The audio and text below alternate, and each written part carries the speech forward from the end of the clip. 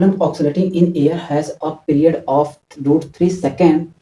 If it is completely immersed in non-viscous liquid having density 1 by 4th of material of Bob, the new time period will be. ये चार option दिए गए हैं और इसमें से पता करना है कौन सा सही है। तो चलो सॉल्व करते हैं। तो एक सिंपल पेंडुलम है कहाँ, एयर में, तो मैं एक पेंडुलम बना देता हूँ। ठीक,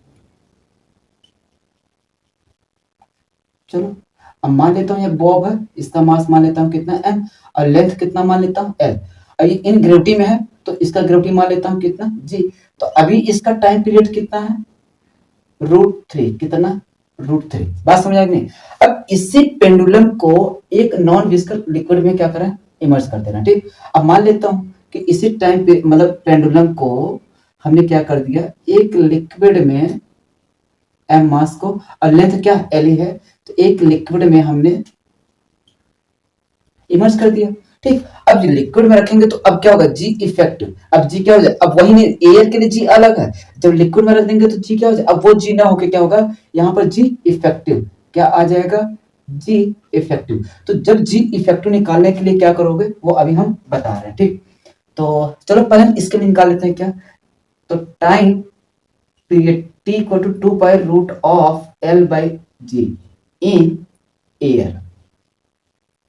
अब क्या करना है, लिक्विड निकालना है, इन लिक्विड।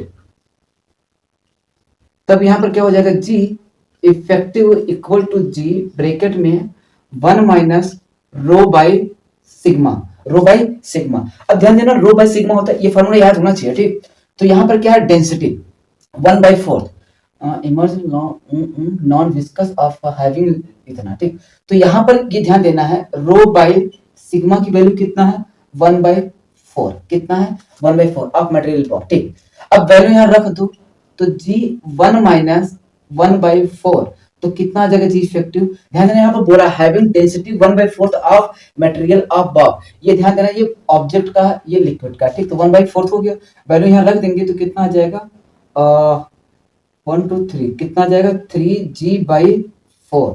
तो जी इफेक्टिव कितना आ जाएगा, इतना। मतलब अगर ये पेंडुलम इसमें रखा रहेगा, मतलब इस लिक्विड में, नॉन विस्कस लिक्विड में रहेगा, तो जी इफेक्टिव कितना आएगा, 3 बाई 4 जी आएगा। तो क्या आप मैं इसका टाइम पीरियड नहीं निकाल सकते, बिल्कुल निकाल सकता हूँ। तो T dash equal to 2 pi root में एल चेंज नहीं होने वाला, एल जैसे था वैसे ही रहेगा, बस जी इफेक्टिव यहाँ पर क्या जाएगा, जी इफेक्टिव। तो यहां पर रख दो, तो 2 पाई रूट में l बाई 3g बाई 4, ये फोर्थ वाला नंबर कहां चला जाएगा, ऊपर।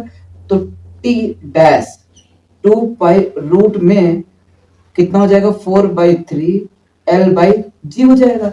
अब देखो इसके लिए तो मैंने माना क्या है, इतना। दोनों को क्या कर दो, डिवाइड कर दो। इसको मान लेते हैं इक्वेशन नंबर फर्स्ट, इसको मान लेते हैं इक्वेशन नंबर सेकंड। तो अब मैं इसको हटा देता हूं क्योंकि इसकी कोई जरूरत है नहीं। तो क्या हो जाएगा, t upon T dash 2 pi root में l by G upon 2 pi root में 4 बाई 3 l बाई जी।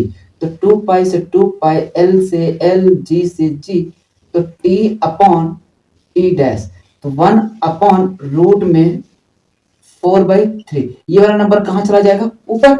और t की वैल्यू कितना है, √3 by T dash equal to कितना हो जाएगा, रूट में 3 बाई 4। √3 से √3 गया तो कितना आ जाएगा, 1 by T dash equal to 1 by √4। Root से बाहर निकलेगा तो कितना आ जाएगा, 2।